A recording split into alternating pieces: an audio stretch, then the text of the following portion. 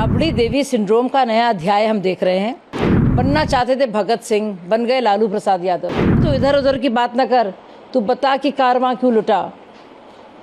मुझे रहजनों की फिक्र की गरज नहीं, तेरी रहबरी का सवाल है। इसी वजह से उनको किंग पिन यानी कि सरगना कहा गया है इस पूरे कांड का। राबड़ी देवी सिंड्रोम का नया अध्याय हम देख रहे हैं। इसका एक न्यू वर्जन इस सिंड्रोम का।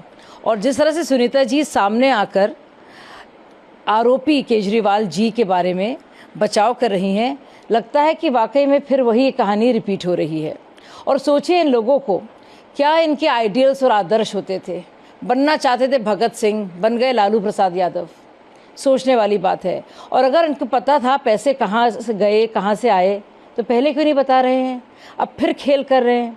इनकी विश्वसनीयता ज़ीरो हो गई है, बजाय ये बताने के कि क्यों विजय नायर द्वारा इनको फ़ोन किया गया, क्यों किस तरह से वो पैसा आया, 45 करोड़ का जो खर्चा हुआ, क्यों साउथ लॉबी को बाकायदा इस्तेमाल किया गया, क्यों उन्होंने नई पॉलिसी लाए, क्यों उन्होंने पॉलिसी वापस ली, क्यों राजस्व इतना घटा, क्यों मुनाफाखोरी हुई, क्यों ब्लैक लिस्टेड कंपनियों को इसमें इजाज़त दी गई, क्यों नए नए जोन्स खोले गए। इसका जवाब नहीं दे रहे हैं, दुनिया भर की बातें कर रहे हैं।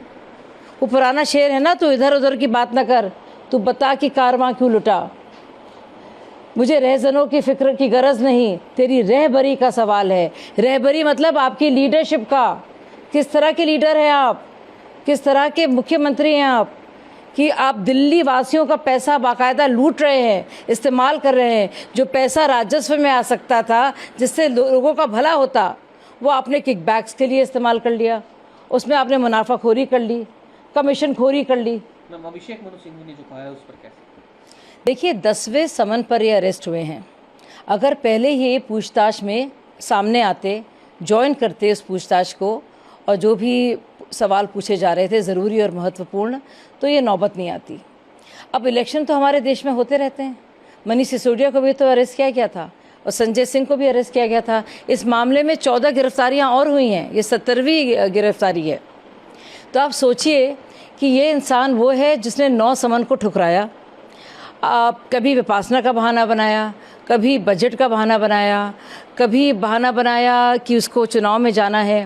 तो दुनिया भर की आप बातें कर रहे हैं। फिर जब ऐन मौका आया और आपने पूरी कोशिश की कि उनकी अरेस्ट हो, क्योंकि वो चाहते थे उनकी अरेस्ट हो, क्योंकि अरेस्ट अगर उनकी होती तो ज़ाहिर सहानुभूति मिलती। तो ये जानबूझकर इन पूरी खिचड़ी बनाई है केजरीवाल जी ने। वो जानते थे कि वो पूरी तरह से संलिप्त हैं, एक ऐसे ज़रूरी सवालात हैं, और इसी की वजह से उनको किंग पिन यानी कि सरगना कहा गया है इस पूरे कांड का, इस शराब घोटाले का। तो अभिषेक मनु सिंघवी जितने भी हवाले दे दें, दलीलें दे दें, लेकिन सच तो ये है, जानबूझ के उन्होंने 10वें समन तक उन्होंने ना तो ईडी की मदद की, ना ज़रूरी सवाल का जवाब दिया।